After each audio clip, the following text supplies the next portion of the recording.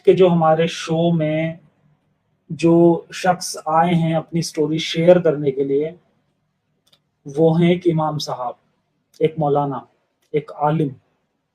जी हाँ, और यकीन मानिए ये कोई बड़ी बात नहीं है कि एक आलिम इस्लाम छोड़ दें। ऐसा मैं क्यों कह रहा हूँ?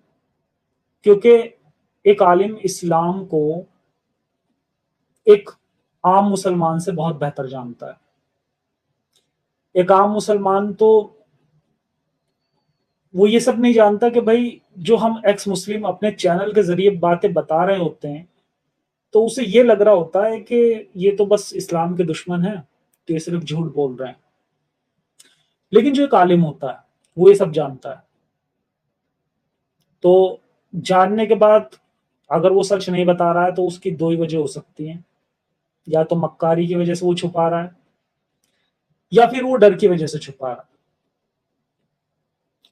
अच्छा, अब इनमें एक बहुत बड़ी तादाद उन लोगों की होती है जो डर के मारे इन गलत बातों को भी सही बताते हैं।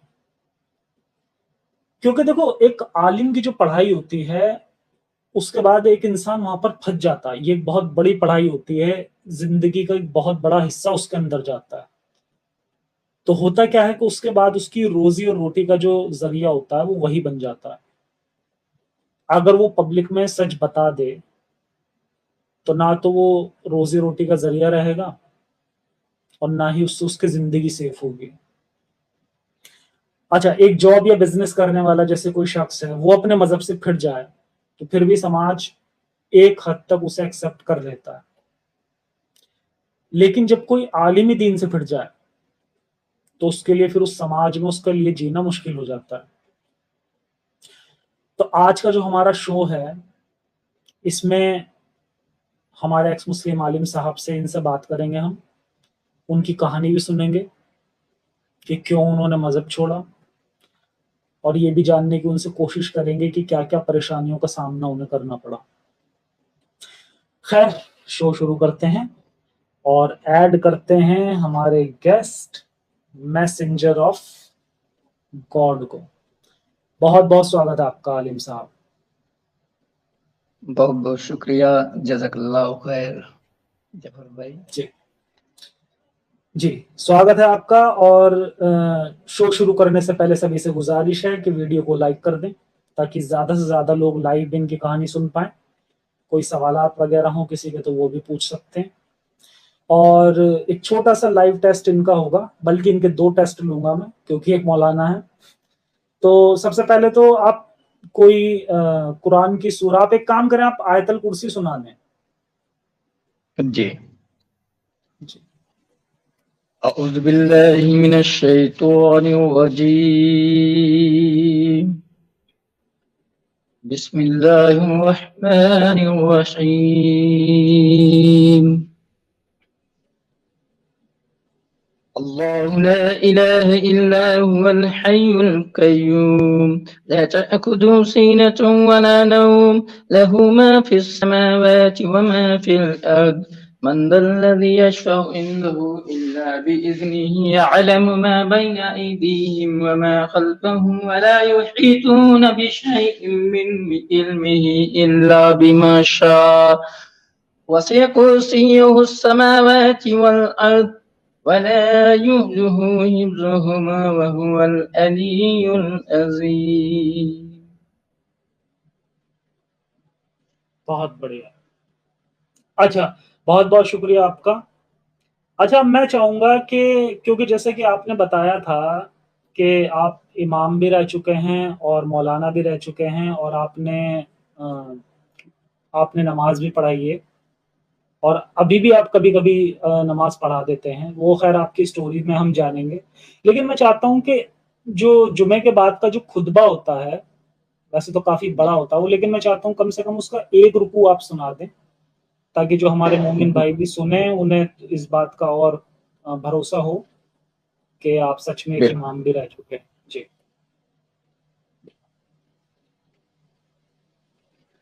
अल्हम्दुलिल्लाह अल्हम्दुलिल्लाहिल्लज़ी जअल यौमल जुमअति सय्यदल अय्याम वला नअबुदु वला नस्तईनु इल्ला इय्याह व हुवल्लज़ी फरज़ सलातल जुमअति फस्अउ इला ज़िक्रिल्लाह वस्सलातु वस्सलामु अला सय्यदिल अनाम व अला आलिहि व असहाबिहिल किराम खुसूसन अला अफ़ज़लिल बशरि बअदल अंबियाइ बित्तहक़ीक़ अमीरुल मुमिनीन अबी बकरिन सिद्दीक़ रज़ियल्लाहु तआला अन्हु وعلى الناس بالصدق والصواب أمير المؤمنين عمر بن الخطاب رضي الله تعالى عنه وعلى قامن الحياء والإيقان أمير المؤمنين عثمان بن عفان رضي الله تعالى عنه وعلى غالب كل غالب أمير المؤمنين علي بن أبي طالب كرم الله وجهه الكريم وعلى ستة الباقية من الأشرة المبشرة وسائر الصحابة والتابعين رضوان الله تعالى عليه أجمعين بارك الله لنا ولكم في القرآن العظيم ونفعنا وإياكم بالآيات والذكر الحكيم। चलिए, बहुत बढ़िया, बहुत बढ़िया जी। अब मैं चाहूंगा इमाम साहब के आप थोड़ा सा अपनी लाइफ स्टोरी के बारे में हमें बताएं और उसके अंदर कवर करने की कोशिश करें कि ऐसी आखिर क्या चीजें आपने देखी समझी जिसकी वजह से आप अपने मजहब से फिरे, और उसके साथ में आप फिर हमें अपनी स्टोरी में आगे ये भी बताइएगा, जैसे कि मैंने शुरू में बताया, क्योंकि मैं जानता हूं कि एक आलिम के लिए इस्लाम छोड़ना एक बहुत बड़ी बात होती है, बहुत परेशानियों का सामना करना पड़ता है। तो मैं चाहूंगा कि कुछ परेशानियां आपने झेली हों, और अगर आपको लगता है कि उन्हें बताने से आपकी जो सिक्योरिटी है उस पर कोई खतरा नहीं होगा, ठीक है, तो उस तरह से आप शेयर करें कि आपकी जो आइडेंटिटी है वो छुपी रहे। इमाम साहब आ रही है? जी, अब आ रही है आपकी आवाज। जी इमाम साहब, हाँ बिल्कुल, आप अपनी स्टोरी शेयर करें। और ये जो लाइव स्ट्रीम हमने ओपन स्ट्रीम कर दिया था, लेकिन ओपन स्ट्रीम को कोई प्रॉब्लम नहीं है, आप स्टोरी शेयर करें, उसी के लिए ये वीडियो बनाई जा रही है आज, उसी के लिए हमारी स्ट्रीम चल रही है जी। अच्छा, जितने भी लोग मैं नीचे, जी एक सेकंड रुकें जरा, जितने भी लोग हमारी स्ट्रीम में आए हैं उनसे माफी चाहूंगा मैं, क्योंकि हमारे मौलाना साहब वापस आ गए हैं, उनकी स्टोरी सुनी जाएगी, और जो हमारा ये वाला शो है ओपन लाइव स्ट्रीम का वो हम फिर कभी कर लेंगे। बहुत बहुत शुक्रिया सभी का जी। जी मौलाना साहब, आप बिल्कुल शुरू से शुरू करिए, क्योंकि आप स्टोरी जब बताना आपने शुरू किया था तो उसके बाद वो डिस्कनेक्ट हो गया था। आप बिल्कुल शुरू से बताइए। और मैं 5 मिनट तक बोलता रहा, उसके बाद मुझको ये मतलब समझ आया कि शायद कि मैं निकल चुका हूँ। मैंने पहली बात पूरी कंप्लीट किया। हाँ। और कंप्लीट करने के बाद मैंने आपको आवाज देना चालू किया ना। अच्छा। तो हम जी आप अपनी स्टोरी शेयर करें, बिल्कुल शुरू से बताएं, क्योंकि आप एक लफ्ज भी नहीं बता पाए थे, आप उससे पहले डिस्कनेक्ट हो गए थे।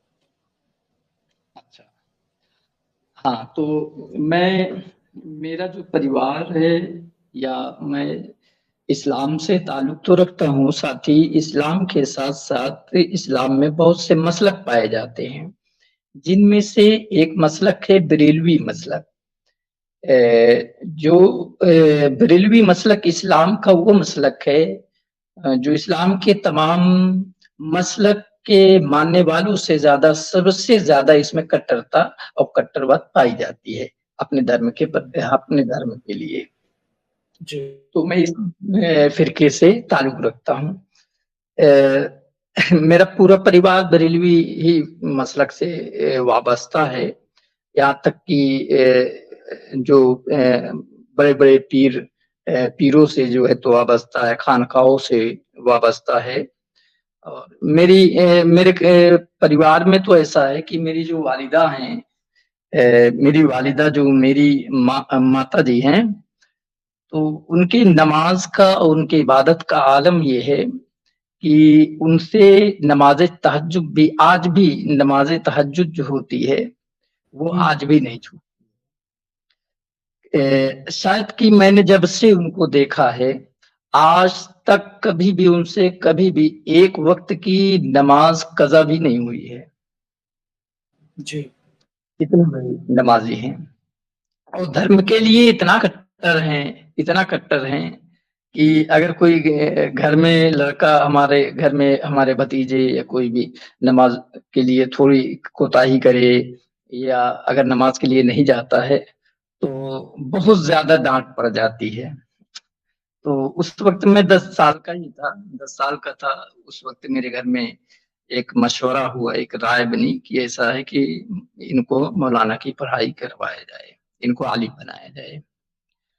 तो सबकी सहमति पे फिर मुझको 10 साल की ही मेरी उम्र थी और मुझको मदरसे में डाल दिया गया। जी। मदरसा बरेलवी मदरसा था, जो बरेलवी मसलक की किताबों को ज़्यादातर वहाँ मानी जाती थी।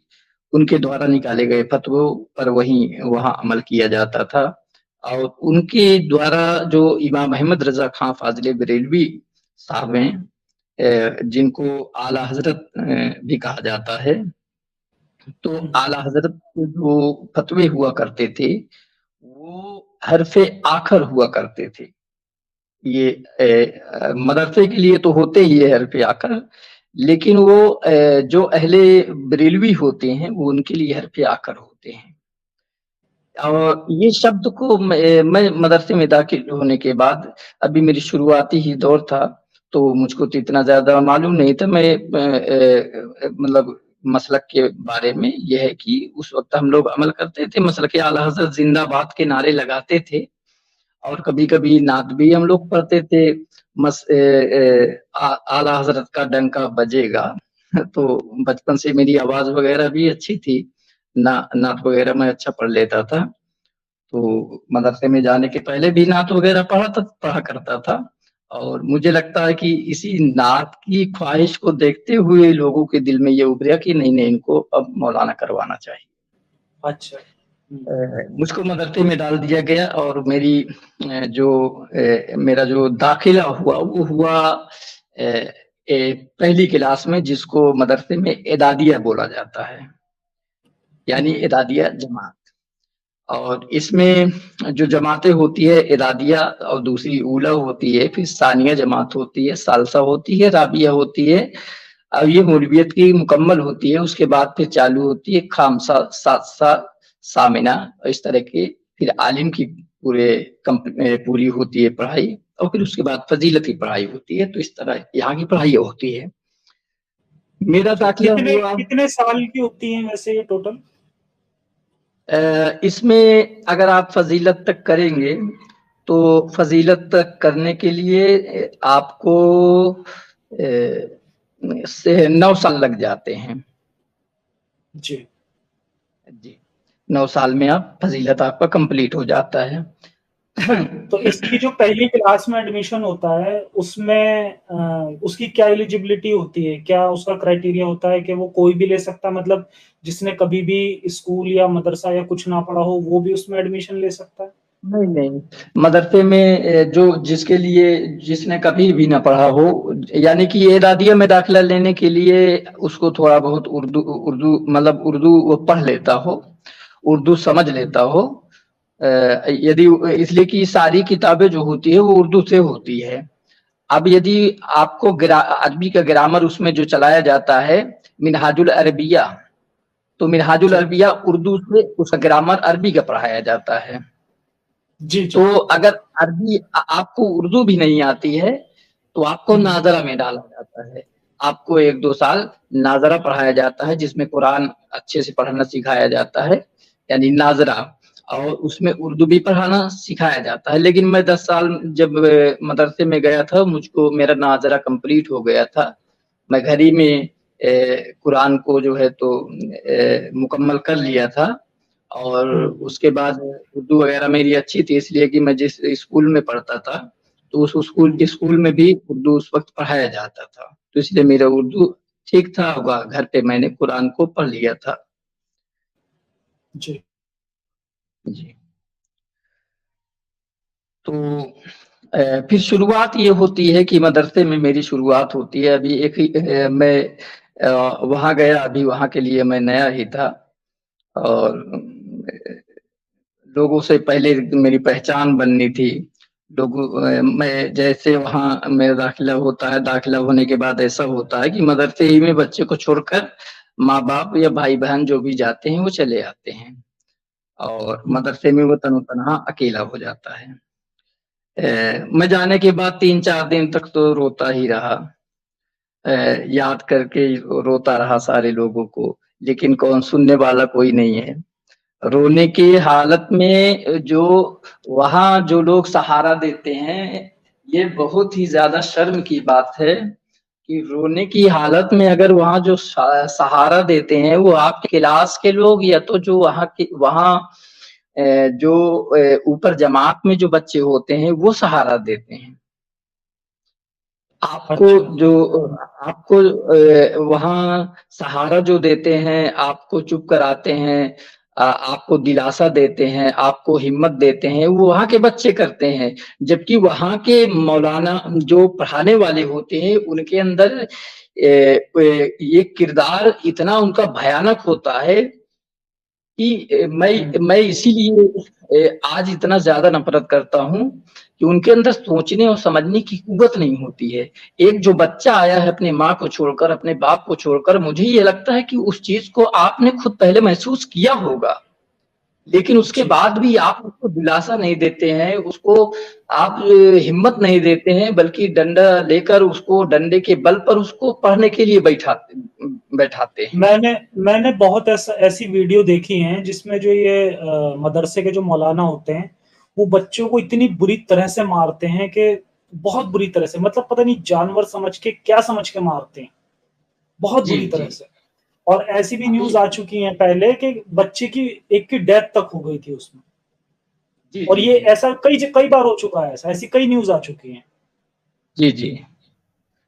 जी, ऐसा होता है, ये बिल्कुल होता है और मैं जिस मदरसे में पढ़ता था, वहाँ की मार में अगर आप अगर कोई भी जो यहाँ पास हमारे साथी सुन रहे हैं, अगर कोई भी अपने निगाह से देख ले, आँखों से देख ले, तो उसमें जी। कँपकँपी तारी हो जाए। अब वो ये समझे कि मारने वाला इंसान है या तो इंसानी शक्ल में कोई भेड़िया है। हुँ। मारने की जो हालात होते थे, मैं पहली बार जो वहाँ का मार देखा तकरीबन 1.5 महीने के बाद देखा था। मेरा जी।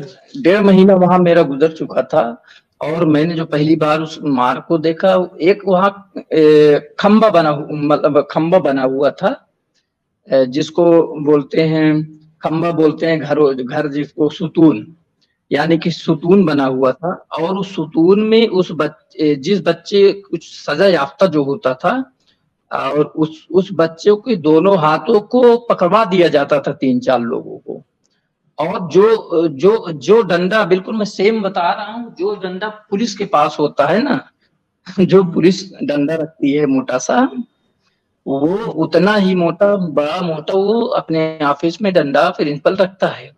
उस डंडे से पूरी ताकत के साथ दोनों हाथ की ताकत के साथ उसके पीछे मारता रहता है, जब तक मारता रहता है जब तक वो थक नहीं जाता है। मैंने अपनी आंखों से जब पहली बार देखा तो मैं चक्कर खा के मस्जिद में गिर गया।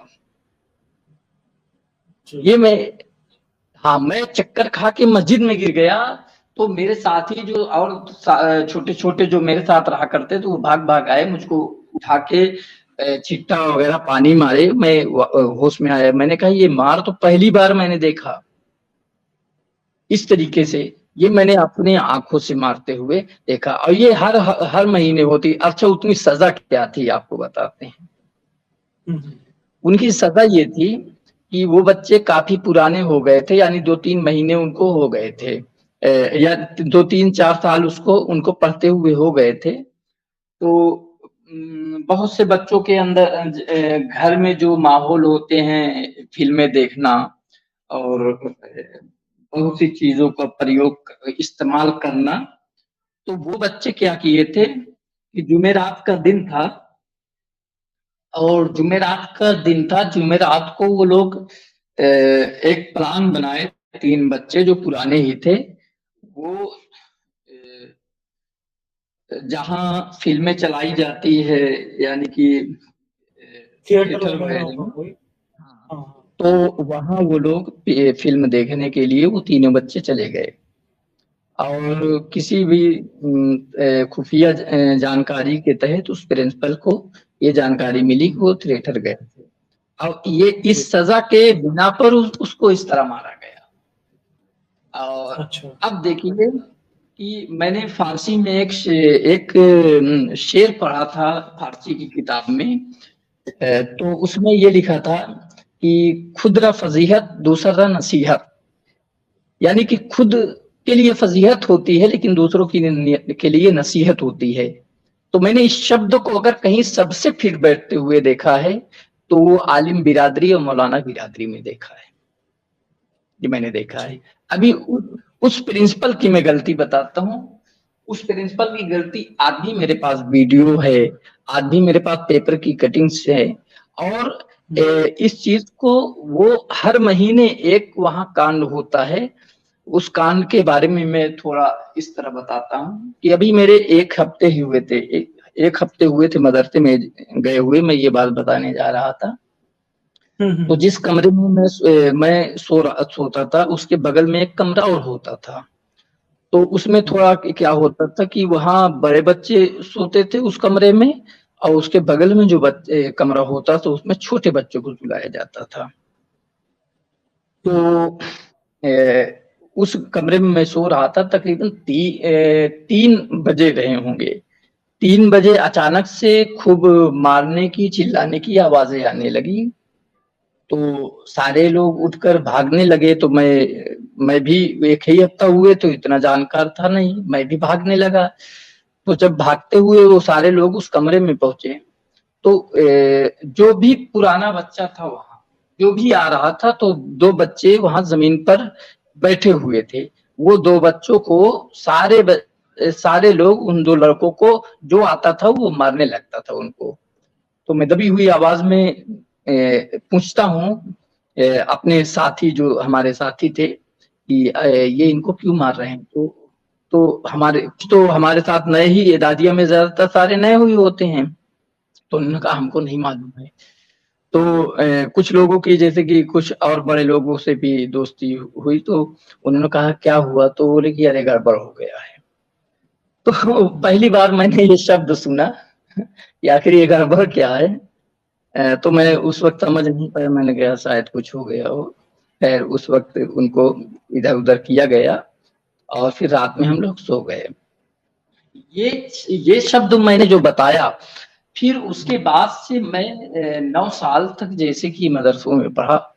तो मैं हर महीने, हर हफ्ते हफ्ते में जो जुमेरात का दिन होता है, जुमेरात के दिन को वहाँ सबसे अहमियत वाले दिन माना जाता है वहाँ के लोगों के द्वारा। इसलिए कि उस दिन जुमेरात का जो जो दिन होता है, दिन में तो पढ़ाई होती है, लेकिन रात में, यानी कि जो क्लास चलता है 12:30 बजे तक, 12:30 के बाद से फिर जुमेरात का दिन फिर बिल्कुल खाली हो जाता है। उसमें रात में भी पढ़ाई नहीं होती है, 4 बजे भी पढ़ाई नहीं होती है, रात में भी नहीं होती, फिर सारा दिन जुमा को छुट्टी रहती है। तो इसलिए जुमेरात के दिन वो कहीं भी जाएं, कैसे भी घूमें, घर भी जाएं, तो इसलिए वो जुमेरात के दिन को बहुत अहमियत देते हैं वहाँ के मदरसे के बच्चे, और उसको ईद को छोटी ईद मानते हैं जुमेरात को, वो कहते हैं छोटी ईद। तो उसके बाद ये जो प्रिंसिपल है, जो इतनी छोटी गलती में इस तरीके से हैवानों की तरह बच्चों को मारना। वही दूसरी बात मैंने भाई कई बार इस तरह से कोट किया कि जिनके लिए इतना कट्टरता हमको सिखाई जाती थी, जिसके लिए हमको बताया जाता था कि जैसे कि मैं बरेलवी मसलक से था, लेकिन बरेलवी मसलक में उस मसलक की जो बुनियाद थी, मैं आगे चलकर जो पढ़ा 3 साल के बाद मेरी जो क्लास में किताबें आई, उसमें मैंने यहाँ तक पढ़ा कि देवबंदी, कादियानी, अहले हदीस में से कोई भी अन्य मसलक हो, यहाँ पास किसी धर्म की बात नहीं होती है, यहाँ मसलक ही की बात हो रही है। अगर कोई दूसरा मसलक भी है तो किसी के मसलक में अगर कोई व्यक्ति कोई भी आदमी मर जाता है या उसकी मौत हो जाती है, तो उसके नमाज जनाजा में अगर कोई भी मसलक को मानने वाला अगर शरीक हो जाता है, उसके जनाजे में चला जाता है, उसके मौत में शरीक हो जाता है, उसके गम की घड़ी में शरीक हो जाता है, तो यहाँ इनकी किताबों में जो लिखा हुआ है, ये लिखा हुआ है कि वो इस्लाम के दायरे से खारिज हो जाता है। अब खारिज होने की सजा यहाँ पास जो किताबों में दी गई है, जो ये सजा हम फतावा रज़विया में भी देख सकते हैं और अहकाम शरीयत में भी दे सकते हैं, ठीक है। तो उसकी सजा यहाँ ये है कि उसको फिर से दोबारा से इस्लाम को कबूल करना पड़ेगा और तौबा करना पड़ेगा, और तौबा जो करना पड़ेगा वो सार्वजनिक रूप पर करना पड़ेगा। आपको सारे लोगों के साथ, जो लोग वहां मौजूद थे, जिनके साथ या जिन लोगों ने सुना है कि आपने नमाज जनाजा में आप शरीक हुए, किसी के गम की घड़ी में शरीक हुए, आप उनके साथ उन सारे लोगों को इकट्ठा करके आपको उनके सामने तजदीद ईमान और उसके साथ साथ अगर आप शादीशुदा हैं तो आपको दोबारा निकाह करना पड़ेगा। ये यहाँ अच्छा, निकाह भी दोबारा होगा? जी, दोबारा से आपको निकाह करना। इतनी बात है कि दूसरे मसलक का जो इंसान था, आप उसके जनाजे में शरीक हुए, इस बात पे के जनाजे में शरीक हो गए हैं। अच्छा, यहाँ पास मैं इसलिए मसलक के बारे में बताया, इसलिए कि मैं बरेलवी मसलक का था, तो मसलकी एतबार से अगर कोई मुसलमान है, आप मुसलमान यानी कि अच्छा ये बात है कि मैंने ये चीज महसूस किया आगे चल के कि इस दुनिया में कोई मुसलमान है ही नहीं है, इस पूरे दुनिया में कोई मुसलमान है ही नहीं। क्यों मुसलमान नहीं है? मैं इसलिए कह रहा हूं कि अगर बरेलवी मसलक का कोई आदमी है या कोई मौलाना है या कोई आम आदमी है, कोई आम इंसान है, अगर उससे ये पूछा जाए कि क्या देवबंदी मसलक का मुसलमान है, तो वो कहेगा नहीं वो मुसलमान नहीं है। शिया मुसलमान है? नहीं, वो मुसलमान नहीं है। कादियानी मुसलमान है? वो मुसलमान नहीं है। अहले हदीस मुसलमान है? वो मुसलमान नहीं है। अब अगर हम उसी तरीके से उल्टा चले जाएं और कादियानी से पूछे बरेलवी मुसलमान है, वो कहेगा बरेलवी मुसलमान नहीं है। देवबंदी मुसलमान है? देवबंदी मुसलमान नहीं है। तो एक दूसरे तो अपने आप से पहले ही काफिर दूसरे को काफिर कह चुके, साबित कर चुके, और हदीस और कुरान ही से उनको काफिर साबित करते हैं। यहाँ हर कोई बंदा अपने आप से मुसलमान बनता है, लेकिन दूसरी की नजर में वो मुसलमान नहीं है। जी, सही बात। हाँ, तो हर एक पहले से ही काफिर है। कोई भी आम मुसलमान तो पहले से भी है ही नहीं है और हो भी नहीं सकता है। अब यहाँ मसलक की बात, मसलक में और इख्तिलाफात अंदर अगर जाएंगे तो अगर यहाँ पास हमने जो पढ़ा, ये चीजें सख्ती से इस्तेमाल की जाती है इसमें। अगर हम जाते वक्त रास्ते में इंसानियत, हमारे मतलब इस्लाम इंसानियत है, ठीक है, इस्लाम में इंसानियत है, या इस्लाम इंसानियत से दिखाता है। अभी मैं सिर्फ मुसलमानों की बात कर रहा हूँ। एक मुसलमान के जनाजे में उसके गम में शरीक होना, आप इस्लाम से खारिज हो जाएंगे। अच्छा, अगर कोई देवबंदी है, रास्ते से आ रहा है और आप भी जा रहे हैं, आप बरेलवी मसलक के हैं, अगर उसने सलाम किया तो आप सलाम का जवाब देना आपके लिए हराम है। अच्छा, ये भी बताया गया उसमें? हाँ, इसमें ये मसलक है, आला हजरत का ये मसलक है कि आप उसके सलाम का जवाब आप नहीं देंगे। अगर देंगे तो वो हराम है और आप जो है तो गुमराह हो जाएंगे। तो अभी ये हमारा जो है तो इस्लाम पीसफुल मजहब हमें बताया जाता है, तो हम अपने लोगों के लिए कितना पीसफुल हैं, ये चीजें मैंने महसूस किया और मैंने इन चीजों को पढ़ा। उसके बाद जैसे कि इस्लाम के मानने वालों के नजदीक इंसानियत के बारे में जैसे कि हमको लोग सवाल जो करते हैं, आज तो मैं पहले जो मदरसे में गया, तीसरी जमात पढ़ा, चौथी जमात पढ़ा, चौथी जमात तक तो मैं ठीक ठाक था। चौथी जमात तक मैं सिर्फ लोग महसूस करता था, मैं वहाँ की बुराइयों को देखता था, लेकिन फिर भी मैं इस्लाम से जुड़ा हुआ था, इस्लाम से मोहब्बत करता था। यहाँ तक कि इस्लाम ही से मोहब्बत नहीं, बल्कि मसलक के जो इमाम आला हजरत हैं या उनके बड़े बड़े आलिम हैं, जो आलिम दीन हैं, मैं उनको भी अपना सबसे ज्यादा, उनको इतनी अहमियत देता था कि अगर कोई उस मसलक के किसी बड़े आलिम को भी अगर गलत कह देता था, तो ऐसा लगता था कि हमारे ईमान पर उसने वार कर दिया है। अब मैंने तब से लेकर 5वीं जमात तक जब मैं पहुंचा, इदादियत से लेकर मैं राबिया तक पहुंचा, तो तीसरी जमात तक तो मैं कंप्लीट, मतलब इतना जानकार हो गया था, इतना टैलेंट हो जाता है तीसरी जमात तक कि आप तकरीर करने लगते हैं थोड़ी बहुत। और आप जलसे में, छोटे छोटे जो जलसे होते हैं जैसे कि लोग करवाते हैं अपने घरों में, तो उन जलसों को आप उन महफिलों को संभालने के और उन महफिलों को देखने के लायक हो जाते हैं, तो आपको भेजे जाने लगता है हर जगह। आप जब तीसरी जमात में पहुंचते हैं तो तभी से आपको नमाज पढ़ने और नमाज पढ़ाने की सलाहियत आपके अंदर पैदा हो जाती है। तो जब आप तीसरी जमात में पहुंचते हैं तो आपको प्रैक्टिस के लिए आपको मस्जिदों में भेजा जाता है नमाज पढ़ाने के लिए, इसलिए कि जब मदरसा कोई क्षेत्र में होता है तो ज्यादातर जो मस्जिदें होती है वहाँ के जो मस्जिदें होती है, तो उस मदरसे के ही लोग जाते हैं नमाजें वहाँ पढ़ाने के लिए। तो जब मैं वहाँ तीसरी जमात में पहुंचा तभी से मुझको नमाज पढ़ाने के लिए मस्जिदों में भी, और उसके सबसे बड़ी वजह ये हुआ करती थी कि मैं किरत बहुत अच्छा करता था। किरत इसलिए करता था कि मेरी आवाज अच्छी थी, तो लोग थोड़ा पसंद किया करते थे, तो इसलिए मुझको ज्यादातर भेजा जाता था नमाज पढ़ने, और नात वगैरह भी अच्छी पढ़ता था, तो नात वगैरह, तो ये चीजें चालू हुई। तो अभी मसले मुअज्जिन मसाइल वगैरह मैं जो अभी होते इतना हैं, ज्यादा। जो जी मुअज्जिन वगैरह होते हैं, तो उन्हें जी भी जी, उसमें देखा जाता होगा कि जिनकी आवाज अच्छी है कि चलो भाई ये मुअज्जिन का काम कर लेगा। बिल्कुल बिल्कुल, ये चीजें वहां देखी जाती है। तो अच्छा। अभी मेरा ये शुरुआत था, ना ज्यादा मैं मसला मसाइल नहीं जानता था, क्या चीजें हराम है इसमें, क्या चीजें हलाल है।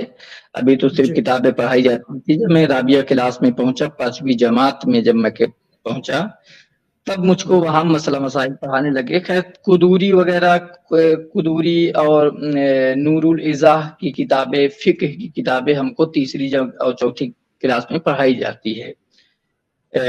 उसके बाद जब चौथी जमात से हम 5वीं में पहुंचते हैं, तो तब हमको हदीसें और कुरान की आयतों के कुछ पारे लिए जाते हैं, जैसे कि 5 पारे लिए गए, और उसको सिलेबस में जो राबिया का सिलेबस है उसमें 5 पारों के आपको तफसीर पढ़ाए जाएंगे, उसके मीनिंग और माने पढ़ाए जाते हैं, तो ये चीजें पढ़ाई जाती है। जी। उसके बाद हाँ, तो मैं जब राबिया क्लास में पहुंचा तो हमारे जिले ही में एक मदरसा हुआ करता था। तो जो हमारा मदरसा था जिसमें हम पढ़ते थे, वो तो बरेलवी मसलक को बड़ी शिद्दत के साथ मानने वाला मदरसा था। और वहाँ जो हमने तालीम हासिल की, ऐसा कि आप, अच्छा, हमारा जो नियम कानून वहाँ बताए जाते थे कि ऐसा है कि कभी भी कोई भी देवबंदी रास्ते में मिल जाए, आपसे सलाम भी करे तो सलाम का जवाब आप नहीं देंगे। ये चीजें हमको पढ़ाई जाती है। कोई मर जाए तो उसके मरने पे आप नहीं जाएंगे, कोई किसी की शादी विवाह हो तो उसके विवाह में नहीं जाएंगे, कोई दुख मुसीबत में हो तो उसके दुख मुसीबत में आप कदम नहीं रखेंगे, उसके, ये सारी चीजें पढ़ाई जाती है। अच्छा, हमारे जिले में एक मदरसा हुआ करता था, और वो बहुत ही बड़ा मदरसा है, खानका भी उसको बोला जाता, खानका भी है, बड़े लेवल पर है, और सूबे में उसको काफी नाम है। और उस मकाम के लिहाज से वो लोगों से, जैसे कि बरेलवी मसलक का तो है वो, लेकिन उसके बाद भी उसके ताल्लुकात जो बहुत से लोगों से, पॉलिटिकल रूप में भी लोगों से होते हैं और गैर मजहबों में भी होते हैं। अच्छा, उनके अकायद क्या होते हैं, उनके नजरियात क्या होते हैं, ये होते हैं कि जैसे कि अभी बहुत से भारत के अंदर बहुत से मामलात उठते हैं कन्वर्जन के, है ना। तो यानी कि ये धर्म परिवर्तन के जो उठते हैं, तो हमारे यहाँ बहुत से मदरसे ऐसे होते हैं जो अखलाकी तौर पर अपने आप को वहाँ अखलाकी तौर पर ढालते हैं और उनको अपने पास बुलाते हैं, अपने मदरसों में बुलाते हैं और पूरी तरीके से अपने आप को, अपने मदरसे को इंसानियत पर ढाल के और उनको दिखाते हैं कि इस्लाम कितना पीसफुल मजहब है, इंसानियत को मानने वाला है, कि आप गैर मजहब हैं फिर भी आपको देखिए मदरसे में बुला रहे हैं, बैठा रहे हैं, आपको अपने बगल में बैठा रहे हैं। तो कुछ लोग इस रूल को भी वो लोग फॉलो करते हैं। तो ये जो मदरसा था हमारे बगल में, इस रूल को वो फॉलो करता था और बहुत से गैर जो मुस्लिम हुआ करते थे वो भी वहां आया करते थे, लेकिन वो ये नहीं जानते थे। अच्छा, उनके मदरसे में हर साल में दो तीन बार उस वहाँ प्रोग्राम्स होते हैं और वहाँ के मौलानाओं की वीडियो भी आज भी यूट्यूब में है, जिसमें वो बार बार कई शब्द कहते हुए दिखाई देते हैं कि भाई हम अपने अखलाक को सही नहीं करेंगे तो हम गैर मुस्लिमों को इस्लाम की दावत कैसे देंगे, हम अपने अखलाक सही नहीं करेंगे तो इस्लाम की दावत कैसे देंगे। तो ये क्या होता है, ये इस्लाम में एक अलग से तरीका अच्छा बनाया गया है जिसको कहते हैं सूफीइज्म। सूफीइज्म का काम ये होता है कि वहाँ छल और छलावे के साथ जो है तो वो गैर जो मुस्लिम होते हैं, जो अभी तक ईमान नहीं लाए हैं, वो उनके बीच में वो लोग काम करते हैं और उन लोगों को इस्लाम में दाखिल करते हैं, दाखिल करने का काम करते हैं। लेकिन बरेलवी मसलक में आप इस्लाम की दावत करिए, लेकिन इस्लाम की दावत में के साथ साथ वहां किसी चीज के लिए समझौता नहीं है। और सूफीइज्म में समझौता है, वहां हर चीज से समझौता किया जाता है। तो इसी के तहत बरेलवी से कई फतवे वहां उनके मदरसों में और उनके खानकाहों पर कई उन पर फतवे आए, कई तरह के फतवे आए। तो मैं जिले में एक वाहिद शख्स था, तो बरेलवी का सबसे बड़ा, मैं 5वीं जमात में जब पहुंचा, मैं उस वक्त मौलवियत मेरी कंप्लीट हो रही थी, मैं पूरे जिले में उस वक्त टॉप लेवल पर था कि मैं बरेलवी मसलक का सबसे कट्टर मानने वाला और बरेलवी मसलक का मैं मुजाहिदे बरेलवी माना जाता था, खंजरे आला हजरत कहा जाता था। और जलसों में मैंने आपको जैसे भेजा था एक, कि जलसों में मेरे इश्तिहार छपते थे, उस इश्तिहारात में वो सारे अलकाबात उसमें दाखिल किए जाते हैं। अरे वाह। हाँ, और आज भी ऐसा नहीं है, आज भी मतलब ये चीजें ऐसा है कि मैं पूरी तरीके से अभी खुला नहीं हूँ, पूरी तरीके से मुझको लोग नहीं जानते हैं। लोग जानते हैं इस तरीके से, कुछ ऐसा समझते हैं कि मैं देवबंदी हो गया, कुछ लोग ऐसा समझते हैं कि मैं अहले हदीस हो गया, कुछ लोग ये समझते हैं कि वो आला हजरत से सिर्फ जो है तो मतलब बुग़्ज़ रखते हैं, आला हजरत को सही नहीं जानते हैं। बाकी कुछ लोग जानते हैं कि नहीं इन लोगों को नहीं मानते, लेकिन वो सहाबा और कुरान को मानते हैं। तो लोगों में अलग, लेकिन ये किसी को नहीं पता कि आप सीधा एक्स मुस्लिम ही हो गए। हाँ, ये किसी को भी अभी तक किसी को भी नहीं पता है कि मैं क्या हूँ, मैं एक्स मुस्लिम हो गया हूँ। एक व्यक्ति को पता है, एक इंसान को पता है, अभी मैं उसको लास्ट में बताऊंगा उस इंसान के बारे में। तो मुझको इतना कट्टर कर दिया गया था उन 5 सालों में कि मैं पूरे जिले की लड़ाई को, जो मसलकी लड़ाई होती थी, पूरे जिले की मसलकी लड़ाई को मैं अपने सर पर लेकर घूम रहा था और हर जगह सिर्फ मेरे चर्चे होते थे। तो अभी मामला ये हुआ कि मैंने कई बार मैदान पे खुलकर भी सामने आया, मैदान में खुलकर सामने आया, लेकिन जब मैं उस मसलक के बड़े बड़े आलिम जो उलमा जो अल्लामा होते थे, जब उनके पास मैं कॉल करता था मदद के लिए कि आप उस दिन आइए यहाँ, तो वो लोग कहते थे कि मामला बहुत खराब है और माहौल बहुत खराब चल रहा है, ऐसा है मौलाना साहब कि आप किसी तरह सुलझा लीजिए, हमारा आना सही नहीं है। तो मैं अच्छा। उनकी मक्कारियों को, ये सारी चीजें मैं देखता रहा कि ये सिर्फ लोगों को गुमराह कर रहे हैं, लोगों का हुँ, इस्तेमाल कर रहे हैं, लेकिन ये कभी भी जहां जहां इनके लिए फूल मालाएं बिछे होंगे वो वहां आते हैं, जहां इनके हुँ, लिए खतरा होगा जरा सा भी वो वहां कभी वहाँ भी नहीं कदम जाएँगे। नहीं रख। जी। जी। तो अब हुँ, ये चीजों के मैं हमेशा महसूस करता रहा। और एक बात मैं और यहाँ पास ऐड कर देता हूँ कि हुँ, मैं यहाँ से यहाँ तक जो पहुंचा हूँ उसमें बहुत सी चीजें बहुत सी चीजें हैं जो मुझको यहाँ आज लाकर खड़ा की है।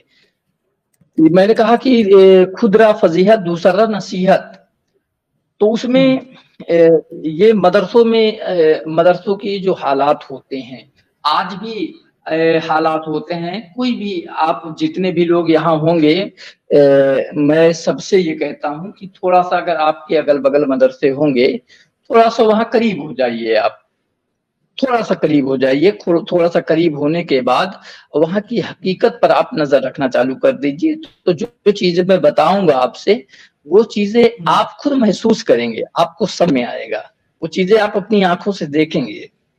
और हुँ, दूसरी बात मैंने ये देखा कि मदरसों में ये जो कौमे लूत का जिक्र कुरान में, जैसे कि कौमे लूत हाँ, का जिक्र आया कुरान में और कुरान में हुँ। कौमे लूत के बारे में बताया गया, अच्छा, मैं तो थोड़ा-सा बता दूँ व्यूअर्स को, थोड़ा-सा मैं बता दूँ कौम लूत का वाक़या कुछ ये है कि एक पूरी की पूरी जो कौम थी, वो जितने भी लोग थे वहाँ पे वो सब गे बन गए थे और फिर वो जो क्या नाम है, जो वो नबी थे, तो उन्होंने क्या करा था कि वो फिर वहाँ से चले गए थे और वो जित पूरी की पूरी कौम को तबाह कर दिया गया था, कुछ इस तरह का वाक़या है उसमें।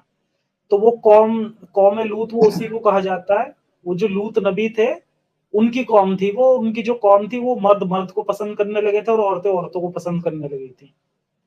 तो ये उसका वाक़या कुरान में आता है, तो उसकी बात बता रहे हैं। जी, अब आप आगे बताएँ। अब हमारे ये जो इस्लाम में कौमे ये लवातत जो होती है यानी कौमे लूत या लूत जिस फेल को करते हैं उसको कहते हैं लवातत। लवातत की सजा जो इस्लाम में है, इस्लाम में लवातत की सजा को इस्लाम अल्लाह के नजदीक सबसे नापसंदीदा काम बताया गया है। यानी सबसे जी, ज्यादा अगर किसी चीज का गुनाह अगर है वो इसी चीज में बताया गया है, यानी बदफेली जो जो बेशक।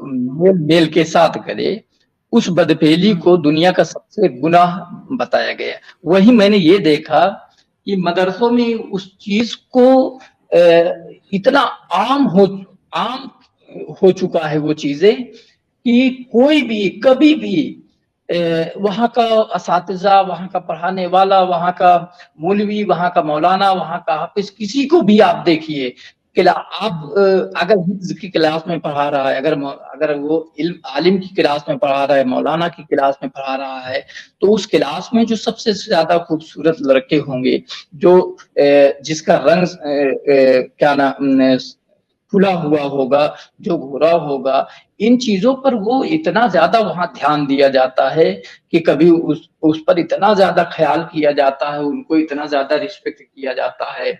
फिर होता ये है कि अब मौलाना का या मौलवी साहब का जो भी काम होगा अब उसी लड़के के ही ताल्लुक के जरिए से सारा काम होगा। पानी पिएंगे तो उसी लड़के के हाथ से पिएंगे, पैर दबवाएंगे तो उसी लड़के के हाथ से दबवाएंगे, सर दबवाएंगे तो उसी लड़के के हाथ से दबवाएंगे, कमरे में खाना लेके मंगवाएंगे तो उसी लड़के के हुँ, हाथ से मंगवाएंगे, अगर कमरे में पानी की जरूरत है तो उसी लड़के से मंगवाएंगे। तो ये सारी चीजें इतना आम हो चुकी है।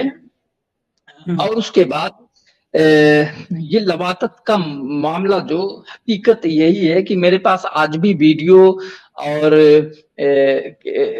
पेपर कटिंग सारी चीजें आज भी मेरे पास है। एक मामला ये जी, हुआ। हुँ। अच्छा जी, एक तो आपने ये बताया था, हुआ वो था कि मामला मैं चाहूँगा कि उसे आप मेंशन करें। जो जी, जी। आपने उसका बताया था। जी, एक तो ये होता है कि कुछ लड़के वहाँ जो होते हैं पढ़ने वाले, जो तालिबे इल्म होते हैं, बहुत गुरबा व मसाकीन घर के होते हैं, गरीब घर के होते हैं, यतीम होते हैं और बहुत से होते हैं कि ठीक-ठाक होते हैं। तो ज़्यादातर इसमें क्या होता है, जो गरीब घर के होते हैं, उनके साथ आपको कुछ भी करेंगे, कैसा भी करेंगे, तो वो वहाँ एडजस्ट कर लेते हैं, ठीक है? इसलिए कि वहाँ उनको सपोर्ट की ज़रूरत होती है, पैसे की ज़रूरत होती है, हेल्प की ज़रूरत होती है। तो अगर किसी मौलाना के ख़ास बन जाएँगे, किसी आलिम, किसी हाफ़िज़ के ख़ास बन जाएँगे, तो उसमें उसको जो दुश्वारियाँ होती है, भई मदरसे में हैं तो खाने का एक सिस्टम है, एक टाइम आपको रात में खाना, एक वक़्त आपको दिन में खाना मिलेगा। और खाने का जो टाइम है वो ये है कि आपको आपको दिन में जो है तो 1 बजे मिलेगा, रात में आपको 9 बजे, साढ़े 8 बजे मिलेगा। और दूसरी बात ये है कि आपको नाश्ते के लिए कोई व्यवस्था वहाँ इंतज़ाम नहीं होती है नाश्ते के लिए।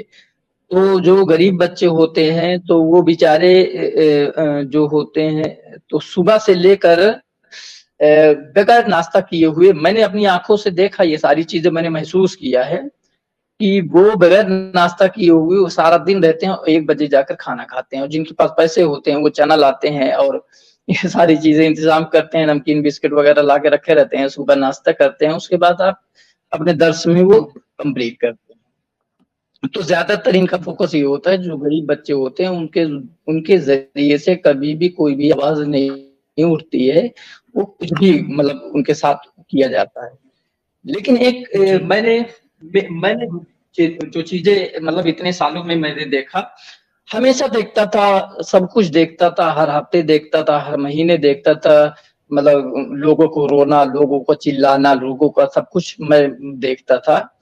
लेकिन ये है कि एक माहौल ही वहाँ का बन गया था कि कोई भी व्यक्ति, कोई भी उसके खिलाफ आवाज़ नहीं उठा सकता था।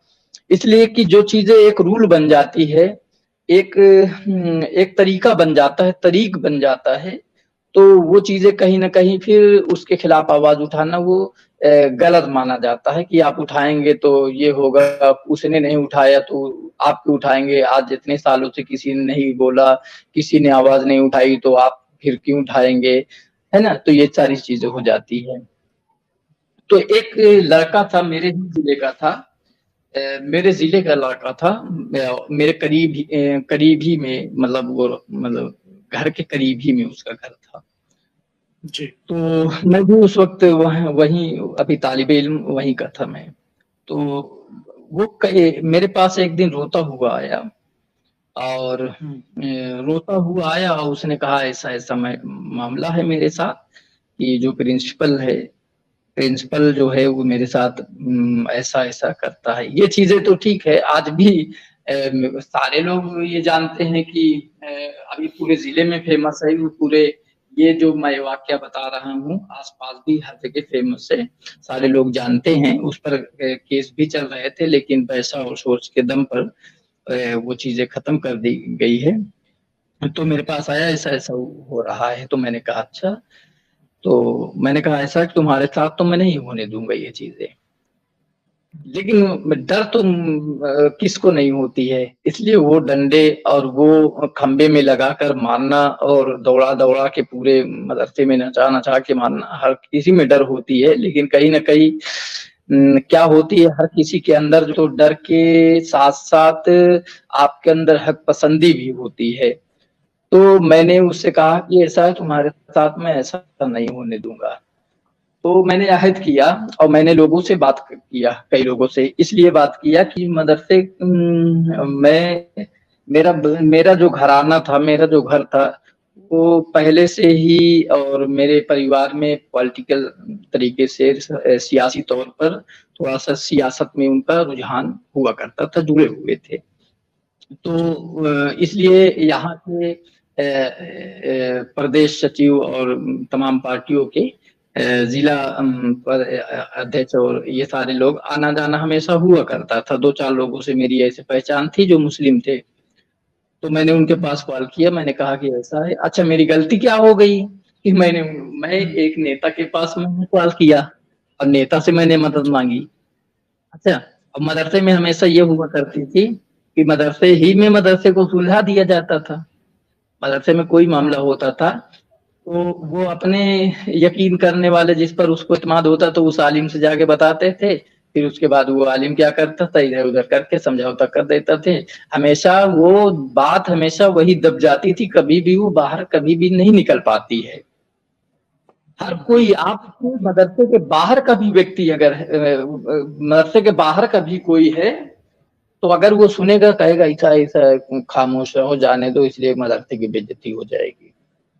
ठीक है, सही तो बात यहाँ मदरसे की बेइज्जती हो जाएगी, मदरसा बदनाम हो जाएगा, इसलिए ये सारी चीजें कभी भी उभर के बाहर नहीं आ पाती है। लेकिन है। मैं उस वक्त छोटा था। इसीलिए तो ये इतने सारे कांड होते हैं मदरसों में, और उसके बाद भी वो इसलिए बाहर नहीं निकलते, क्योंकि उन्हें यही कह के दबा दिया जाता है कि इससे हमारी बदनामी होगी। मतलब जी, जो गलत हो रहा है बिल्कुल। उसको नहीं रोकेंगे, वो बदनामी देख रहे हैं। जी, काम भी बिल्कुल। ऐसे उल्टे करेंगे और बदनामी का भी इन्हें डर है। जी, खैर आप आगे बताएं। तो उसके बाद मैंने मेरी गलती नहीं, मेरी गलती मतलब उनके नजदीक ये थी कि मैं उस नेता के पास कॉल कर दिया। अच्छा, वो नेता कौन था? अब थोड़ा सा बताएं। नेता वो था जो उस मदरसे, जो मदरसा अभी सरकारी है, जिस मदरसे में पढ़ रहा था वो गवर्नमेंटेड मदरसा है, जिसमें अभी फिलहाल में कम से कम 22 टीचर सरकारी वेतन जो है वहां मिलता है उन लोगों को। तो वो सरकारी मदरसा था। उस मदरसे के बनाने में, उस मदरसों को वजूद में लाने के लिए, खड़ा करने के लिए जो नेता, जिस नेता के पास मैंने कॉल किया था, उस नेता के वालिद साहब ने वो सारी चीजें किया था। लेकिन लोगों ने, वहां के कुछ जाति के, मतलब दबंग जाति के लोगों ने ऐसा किया कि उन लोगों को साइड किया, उन्होंने उस मदरसे पर कब्जा किया, और कब्जा करने के बाद जब वो गवर्नमेंटेड हो गया तो उसका पूरा फायदा उन लोगों ने उठाया। कहीं ना कहीं वो अपने बाप की जो कुर्बानियां थी, अपने वालिद साहब की जो कुर्बानियां थी, जो उनके बलिदान, जो उनके पैसे बदला थे, लेना जो चाह रहे थे। हाँ, जो जमीनें थी, तो उनके हाँ। दिल में तो हमेशा उनके खिलाफ नफरत हुआ करती थी। तो मैं गलती से उन्हीं के पास मैंने कॉल कर दिया। मैंने क्यों कर दिया? अच्छा। इसलिए कि मेरे घर से उनके अच्छे ताल्लुक हुआ करते थे। ठीक है, और आपको तो पता था मैंने उनके पास कहीं ना कॉल कहीं आप किया। भी जानते थे कि वहां से मदद मिलेगी मिलेगी। जी, जी, मैं जानता था, इसलिए कि मैं जाती तौर पर वो मेरे पहचान मुझको पहचानते थे, और बहुत ही अच्छे किरदार के आदमी भी थे।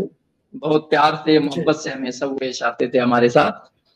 तो हमने उनके पास कॉल किया, हमने कहा कि भाई साहब, आप आपसे एक हमको मदद चाहिए। तो बोले कि रजा साहब हमको वो बुलाते हैं। तो उन्होंने कहा हाँ रजा साहब बताइए। तो हमने कहा कि हमें एक मदद चाहिए, ये चाहिए कि हमारा एक साथी है, और उस साथी के साथ मदरसे के प्रिंसिपल ने ऐसा ऐसा, यानी कि मदरसे के जो मैनेजर साहब हैं उनके द्वारा ऐसा ऐसा हुआ है। और मैं ये चाहता हूँ कि मेरे मेरे दोस्त को इंसाफ मिलना चाहिए। और ये पहली बार नहीं, मैं ये चीजें देखता देखता आज ये जो 5 साल से मैं पढ़ रहा हूँ, 5 सालों में मैंने 50,000 मतलब मैंने देखा है। लेकिन उस दर्द को मैं बयान नहीं कर पाया, मैं कुछ भी नहीं कर पाया, इसलिए कि उसको जरूरत भी महसूस नहीं होती। तो लोग यही कहते थे यार तुमसे क्या करना, जाने दो जो हो रहा है। तो मैंने कहा लेकिन मैं अपने दोस्त के साथ ये चीजें मैं बर्दाश्त नहीं कर सकता हूँ। तो उन्होंने कहा कि ऐसा है कि किस तरीके की मदद चाहिए। तो मैंने कहा कि मैं तो अभी बहुत छोटा हूँ, मैं नहीं जानता कि क्या हो सकता है, लेकिन मैं ये चाहता हूँ कि ये जो मैनेजर है ये मदरसे में रहने के लायक नहीं। अच्छा। तो उन्होंने कहा ठीक है, उसको लेकर और आप जो है तो अपने घर पहुंचिए। मैंने कहा ठीक है। मैंने उस बच्चे को लिया, अपने दोस्त को लिया, और अपने घर पहुंचा उनको लेकर। पीछे से मैं छलांग लगाया, और पीछे से बाउंड्री होकर के मैं छलांग लगा के वहां पहुंचा, लेके अपने घर पहुंचा। और अपने घर पहुंचने के बाद मैं जैसे ही पहुंचा 10 मिनट में वो मेरे जो नेताजी थे वो वहां आ गए। उन्होंने सारी बातें सुनी और सुनने के बाद वो उनकी आंखों से आंसू मतलब जारी हो गए और रोने लगे। और उन्होंने कहा मतलब उस बच्चे को फिर गले से लगाया। गले से लगाने के बाद कहा कि तुम मेरे बेटे की तरह हो। इसलिए कि उस वक्त ज्यादा से ज्यादा उसकी उम्र रही यानी कि उम्र रही होगी 13 साल रही होगी उम्र। तो उन्होंने कहा कि तुम मेरे छोटे बेटे की तरह हो और मैं तुम्हारे साथ इंसाफ करूंगा। तो वो वहां से लेते हैं उसको और हमको लेते हैं, दोनों लोगों को गाड़ी पे बैठाते हैं। गाड़ी पर बैठाने के बाद वो लेके जाते हैं अ, पुलिस स्टेशन या थाने लेके जाते हैं। थाने में के जाने के बाद वहाँ एफआईआर की टाइपिंग होती है। एफआईआर टाइपिंग होने के बाद सारी चीजें वहाँ लिखी जाती वो लिखा ही जा रहा था। नेताजी थे, उन्होंने मीडिया वालों को कॉल किया और न्यूज वालों को कॉल कर दिया। न्यूज वाले आते हैं, उसके अच्छा। बाद फिर तमाम तरह के बयानात होते हैं और फिर जैसे ही वो बयानात कंप्लीट होते हैं तो वो हमको छोड़ दिया जाता है कि जैसे आप लोग अब जाइए घर और कार्रवाई मैं करवा लूंगा, उन्होंने कहा। तो क्या हुआ कि जो थाना वहां लग रहा था वो थाना मदरसा जहाँ था उस गांव का थाना एक ही था।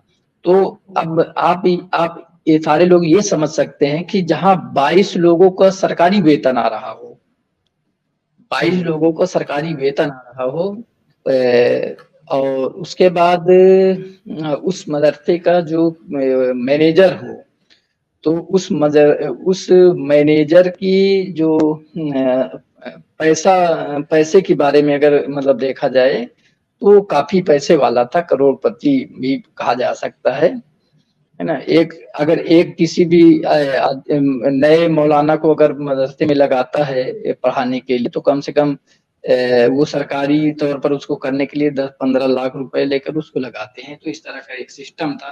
तो काफी उसकी मतलब कंट्रोल था थानों में। तो ये थाने से उसके पास सवाल गया कि ऐसा ऐसा आपके साथ हुआ, आपके बारे में ऐसा ऐसा हुआ। तो थाने में हमारे भी लोग वहाँ मतलब उनके भी लोग थे। तो उन्होंने कहा ऐसा है कि उनको बता दिया गया है। जब उनकी गाड़ियां मदरसों से निकलने लगी हम लोगों को, हमको पढ़ने के लिए, हम लोगों को ढूंढने के लिए तो हम लोग भागते भागते रहे इधर से उधर अपने घर को छोड़कर।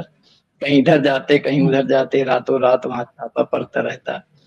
फिर दूसरे दिन क्या हुआ कि लोगों का मतलब जो हमारे रिश्तेदार हुआ करते थे, जो करीबी उनके हुआ करते थे, जो मौलाना हमारे करीबी थे, जो वहाँ के हमारे जो भी थोड़ा ताल्लुकाती मतलब मौलाना और मुफ्ती हुआ करते थे, उनके कॉल उनसे करवा करवा के हम पर दबाव डालने लगा कि जिन चीजों पर आप राजी होइए आप सुलह करवा दीजिए और समझौता करवा दीजिए सारी चीजें। तो हम बार बार कहते हैं नहीं करेंगे। तो रात में फिर हमारे पास एसपी साहब का उनके पास उस लड़के का नंबर हमने डलवाया था। तो उस लड़के के पास कॉल आता है, उन्होंने पूछते हैं कि ऐसा ही मामला सही है तो फिर एफआईआर जो है तो दर्ज की जाए। तो उसने कहा हाँ सही। तो एफआईआर दर्ज होती है, सारी चीजें वगैरह भी नेट पर चालू हो जाती है, जारी हो जाती है, नेट पर आने जाने लगती है। लेकिन छप के आना तो सुबह ही था। तो उसके बाद इतना दबाव डाला गया इन सब के बाद कि सुबह हमको 9 बजे जाके उनके एक जगह मीटिंग मतलब रखी गई और वहाँ सारे लोग इकट्ठा हुए। वहाँ से वहाँ के बड़े बड़े मतलब नेता और उनको भी मतलब पकड़ लिए थे कि आपने करवाया है तो आप ही समझौता करवाइए और ये मदरसे की बात है। और उनके ऊपर के भी लोग उन पर दबाव डालने लगे। सारे लोग इकट्ठा हुए, फिर हम लोगों को बुलाया गया और हाजिर करवाया गया। और उस मीटिंग में क्या हुआ कि उस लड़के से माफी मांगी गई। अच्छा। उस लड़के ने उससे माफी मांगी। मतलब वहां वो जितने लोग वहां थे, समझ लीजिए कि उस जगह पर जितने लोग थे वो सारे लोग मुसलमान थे, ठीक है। एक हम्म, मुसलमान एक मुसलमान इस झूठी जो शान है ना, इस झूठी हम्म, शान को बचाने के लिए एक गुनाहगार के सामने हाथ जोड़ने पर मजबूर किया। एक जो है तो जिसने दर्द को सहा है। ये सारी चीजें मैंने अपने अच्छा, आंखों से देखा। हाँ, खैर वो मतलब चीजें एक खत्म जिसके हुई। साथ हुआ हाँ, उसने माफी मांगी। उसने उससे माफी मांगनी पड़ी। जी। जी। और उसी वक्त से पेपर तैयार करके वहां जाके थाने में जमा किया गया कि ऐसा कुछ नहीं हुआ है, जो भी हुआ था वो झूठ हुआ था, मैंने जो चीज अच्छा। लिखवाई। और उसके बाद से फिर अब तक मैंने जब ये सारी चीजें करवाई है, लोगों की हम्म, हिम्मतें इतनी बढ़ी कि मैं तो वहीं हम्म, से फिर मदरसे से निकल गया था। और निकलने के हम्म, बाद मैं बरेलवी मदरसे में, बरेली जो जिला है, तो वहाँ के एक बहुत बड़े मदरसा है अल जामितुर रजा, फिर वहाँ मैंने तालीम लेना हासिल किया। हम्म, तो मामला ये हुआ कि उसके बाद से मैंने जो काम किया उससे इतना हिम्मत लोगों की बढ़ी है कि वहां से निकलने के बाद मैंने मेरी दूसरी जगह पढ़ाई करते हुए और अब तक मैं कम से कम 4 बार उसके खिलाफ एफआईआर दर्ज हो चुके हैं। अच्छा। लेकिन मामला ये हुआ चारों बार कि चारों बार उसके खिलाफ कुछ भी नहीं हुआ। हम्म, अभी अभी तो मैं वहां से निकल चुका हूँ, इसलिए मैं इंटरफेयर भी नहीं करता हूँ। और एक चीज, हम्म, एक बार दो बार तो मैं खुलकर सामने भी आ चुका, इसलिए कि इतनी ज्यादा दुश्मनी, इतना ज्यादा लोगों के आज मेरे मतलब ये सारी चीजें में मुझको झेलना पड़ता है। अभी 1 महीना 10 दिन हुए हैं सिर्फ। महीना 10 दिन पहले अभी एक कांड हुआ। और अच्छा। और हाँ, अभी 1 महीना 10 दिन पहले एक कांड हुआ। अच्छा, होते तो बहुत हैं लेकिन खुलते हम्म, बहुत कम हैं। अब उसका भी एफआईआर दर्ज हुआ। 1 महीना 10 दिन जो हुआ एफआईआर दर्ज हुआ। और उन उन लोगों को मुझसे जो हिम्मत मिली, यहाँ का जिले का न्यूज चैनल्स, सारे न्यूज चैनल, सारे रिपोर्टर्स जो थे वो फेसबुक तमाम चीजों पर लिखना चालू कर दिया उसके खिलाफ कि उसको सजा होनी चाहिए। लेकिन अच्छा। मामला ये हुआ कि यहाँ से एफआईआर करके वो बंदा गया और उसके घर में इतना दबाव डाले कि उसके घर वाले लेकर और थाने आते हैं, कहते हैं अरे हमारे बच्चे को जो है तो कुछ दुश्मनों ने है जो है तो बहका दिया था। और हम्म, उन्होंने जो है तो गलत बयान दिया। और गलत बयान देने के बाद उस बच्चे के लिए जाके फिर उसी मदरसे में पढ़ना चालू कर। अच्छा। तो ये सारी चीजें आज भी होती रहती है। मैंने इन चीजों को देखा, महसूस किया। मैं हमेशा देखता था इतने दिन तक रहकर उन चीजों को। दूसरी जगह गया फिर वहां भी देखा। तो ये चीजें भी है कि मुझको मौलानाओं से तो मेरी नफरत क्यों है, ये इन चीजों से समझी जा हम्म, सकती है कि अगर इन चीजों को देखने के बाद भी अगर नफरत न की जाए तो फिर कहीं ना कहीं अपने साथ धोखा होगा। जी, बहुत सही बात कही आपने। इतना सब कुछ देखने के बाद भी अगर इंसान उसी ज़िंदगी में जी रहा है ना, तो फिर वही बात आ जाती है कि फिर या तो उसकी मजबूरी है या वो मक्कारी कर रहा है या जो भी है, तो फिर वो चीज़ें आ जाती जी। हैं। अच्छा, एक जी। आध मैं सुपर चैट ले लेता हूँ और उसके बाद मैं चाहूँगा कि जो आप अपने लाइफ़ स्टोरी, आपने शादी वगैरह की अपनी बात बताई थी, तो मैं चाहूँगा कि आप उसे जी। शेयर करें, लेकिन मैं एक आध सुपर चैट ले लेता हूँ पहले। जी। एसजी का सुपर चैट है, अल्लाह का अज़ाब आ गया, वो चला गया अज़ाब। और क्योंकि मौलाना साहब फिर से ऐड हो गए हैं। बहुत-बहुत शुक्रिया। और अमित कावले कह रहे हैं कि ज़फ़र भाई साहिल के लाइव में आओ प्लीज़, एडम भी है। देखो मैंने पहले भी बताया कि मैं अब आजकल ना मैं कहीं भी किसी भी तरह का ना मैंने वो बंद कर दिया है। मैं लाइव किसी के यहाँ भी जाता नहीं हूँ, टाइम भी नहीं होता है वैसे मुझ पे। और अब मैं कहीं जा भी नहीं रहा हूँ।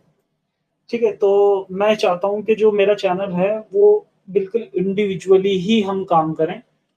ठीक है, तो उसमें ये रहेगा, ऐसा नहीं है मतलब किसी से कोई प्रॉब्लम नहीं है, किसी से कोई नफरत नहीं है, लेकिन इंडिविजुअली ही काम करना चाहता हूँ, क्योंकि कल को अगर कुछ भी ऐसा होता है कि एक ग्रुप में अगर हम काम करते हैं उसमें से कुछ एक से कुछ गलत हो जाता है, तो फिर सबके ऊपर बात आ जाती है। तो बस यही रीज़न है कि मैंने किसी भी तरह का कोलैबोरेशन इस समय बंद कर रखा। बहुत-बहुत शुक्रिया वैसे आपका भी। राजकुमार जी का है कि Muslims are more extremist than Hindus, मौलाना जी। अच्छा, मौलाना जी से पूछ रहे हैं, वैसे मैं करेक्ट कर दूँ इनका जो इन्होंने सवाल किया है। हिंदूज़ ना रख के हम यहाँ पर सवाल करते हैं कि नॉन मुस्लिम्स, क्योंकि केवल एक पर्टिकुलर एक तो कंपैरिज़न अलाउड नहीं है यहाँ इस चैनल पे, ठीक है? और हम पर्टिकुलर कंपैरिज़न करते भी नहीं है किसी अदर रिलिजन या अदर ग्रुप ऑफ पीपल से। तो हम ये कह सकते हैं कि Muslims are most extremist than non Muslim, और वो होते हैं, ये बात सच है। ये आप कहाँ तक मानते हैं इस बात को मौलाना साहब? कि जो एक्सट्रीमिस्ट है, क्योंकि एक्सट्रीम जो है, जो कट्टरता है, वो जी। अदर रिलीजन वालों में कम होती है और यहाँ ज्यादा होती है। देखिए, धर्म के लिए कट्टरता, अगर आप अगर आप इतिहास अगर देखेंगे या तारीख देखेंगे, तो सबसे ज्यादा अगर कट्टरता आपको मिलेगी तो वो इस्लाम के अंदर मिलेगी। जी, इसलिए बिल्कुल कि सही बात है। पूरी दुनिया में पूरी दुनिया में जो इस्लाम के मानने वालों ने आक्रमण किया, पूरी दुनिया का सैर किया, हर जगह खिलाफत का निज़ाम और शरीयत का निज़ाम कानून को लागू करने के लिए हर जगह इन्होंने कत्ल गारत और खून अंदेजी किया है। लेकिन जी, वही जी। भारत भारत का की अगर तारीख की बात की जाए, तो अगर प्राचीन काल जो भारत का इतिहास रहा हो, तो वहां से लेकर अब तक भारत ने कभी भी किसी भी मुल्क में आक्रमण नहीं किया है, न किसी मुल्क पर कब्जा करने की मानसिक की सोच को रखा है। तो ऐसा कभी भी कोई भी इतिहास नहीं मिलता है।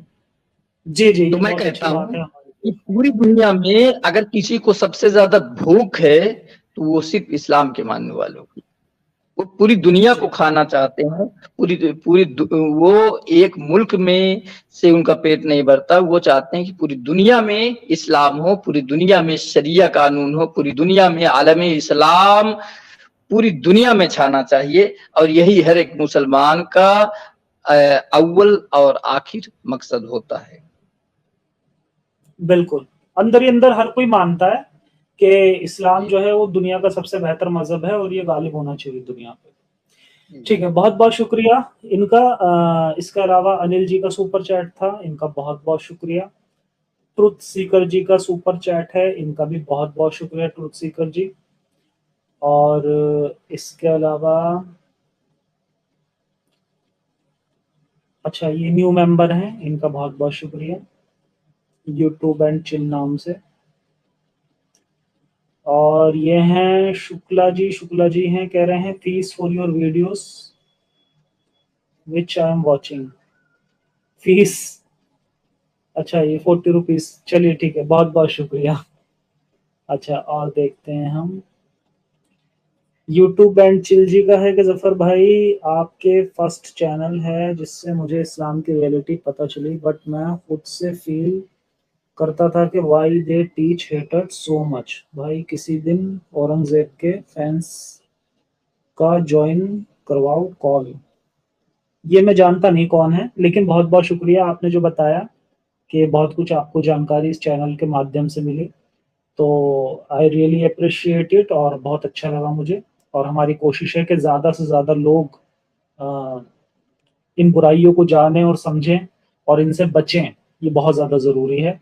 मुस्लिम खासकर उनको तो बहुत ज़्यादा ज़रूरी है कि वो समझें इन चीज़ों को, क्योंकि आज हमारी स्ट्रीम में एक मौलाना साहब हैं, तो अगर एक मौलाना साहब जो अच्छे से इस्लाम को जानते हैं, उनसे बेहतर मुझे नहीं लगता कि जितने भी ये एवरेज हमारे जो मॉडर्न लोग हैं वो जानते हैं। ठीक है, तो उन्होंने इस्लाम को छोड़ा तो उन्होंने वैसे ही नहीं छोड़ दिया। वो सब अच्छे से जानते हैं, उन्होंने अच्छे से पढ़ा है।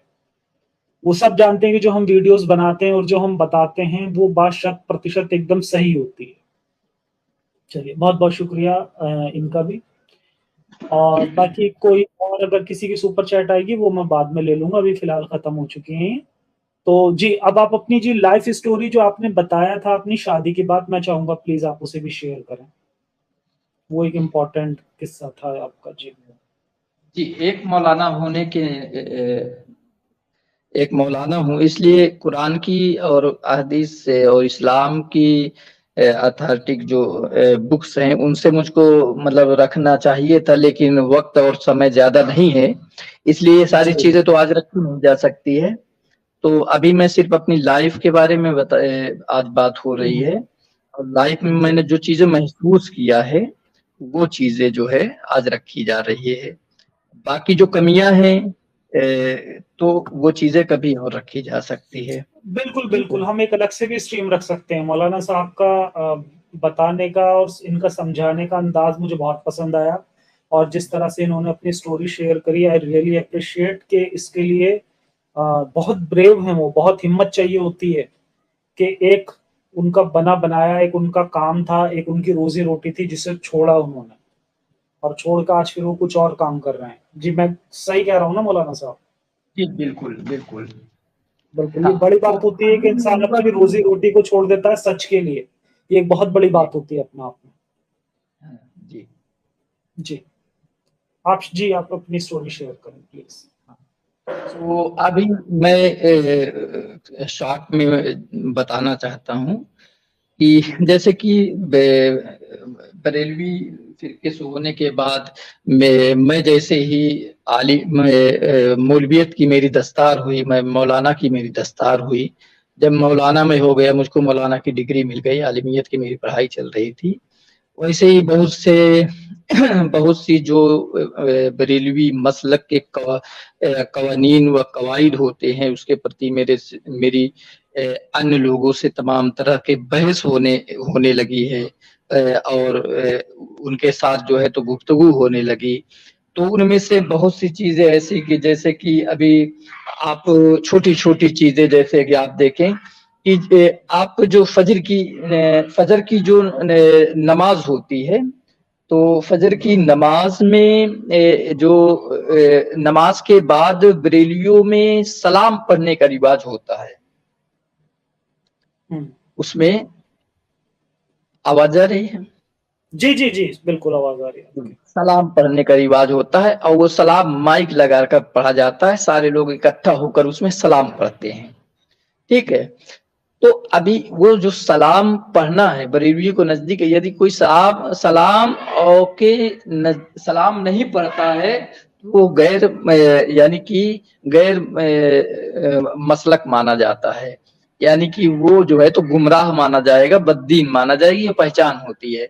उसमें छोटी छोटी चीजों जैसे फातिहा दिलाना, फातिहा दिलाने में अगर कोई फातिहा नहीं दिलाएगा तो कहेंगे वो बद्दीन है। ठीक है, ये इनकी पहचान होती है।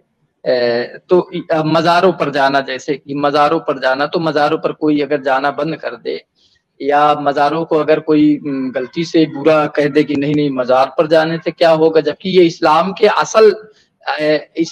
असल रूल्स हैं कि आप मज़ार पर नहीं जाना चाहिए। अगर मज़ार पर जाएंगे तो उनकी दुआओं के लिए जाते हैं, लेकिन बरेलवी में ऐसा होता है कि मज़ारों पर जो जाते हैं वो मज़ारों से मांगने के लिए जाते हैं। मतलब हुँ, वो बरेलवी जो होते हैं वो ख्वाहिश रखते हैं कि हमें मज़ारों से फ़ायदा होगा और ये जो बाबा हैं, जो मज़ार जिनकी है, वो हमको फ़ायदा देंगे। इसीलिए बरेलवी मस मसलक का मानने वाले लोग मज़ारों पर सबसे ज़्यादा जाते हैं। तो ये चीज़ें जो छोटी-छोटी चीज़ें हैं, जी। फातिहा, मज़ारात और कव्वाली सुनना, जलसों में जलसे बहुत बहुत ज़्यादा तादाद में होते हैं। तो इस पर मेरी सारी लोगों से बहस होने लगी हमेशा।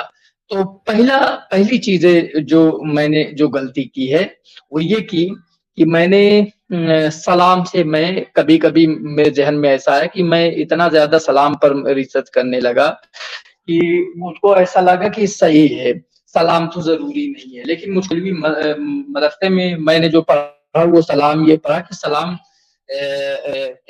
इन्नल्लाह व मलाइकतहु यसल्लूना अलन नबी या अय्युहल्लज़ीना आमनु सल्लु अलैहि वसल्लिमु तस्लीमा। जब अल्लाह खुद पढ़ रहा है सलाम, तो व्यक्ति कैसे नहीं पढ़ सकता है? ठीक है। तो इसलिए सलाम पढ़ना आप पर जो है तो बहुत ज़रूरी वाजिब है, मैं जनरली बता रहा हूँ। तो जी। मैंने जब इस पर बहुत ज़्यादा मैंने तहकीक किया, और तमाम किताबों का सहारा लिया। देवबंदियों से मेरी गुफ्तगू होती थी इन चीज़ों पर, इसलिए देवबंदी को तो हम खुला सड़ा हुआ काफिर और सड़ा हुआ जो है तो गुमराह बरेलवी, हर एक बरेलवी मसलक का ये अकायद है कि देवबंदी को सड़ा हुआ काफिर माने, सड़ा हुआ काफिर, ये उनकी किताबों में दर्ज है कि बरेलवी सड़ा हुआ काफिर है। अगर बरेलवी के अगर देवबंदियों के ईमान में अगर कोई शक करे, उनके कुफ्र में अगर कोई शक करे तो वो भी काफिर है। ठीक है, ये अच्छा। इसके अकायद हैं बरेलवी मसलक के।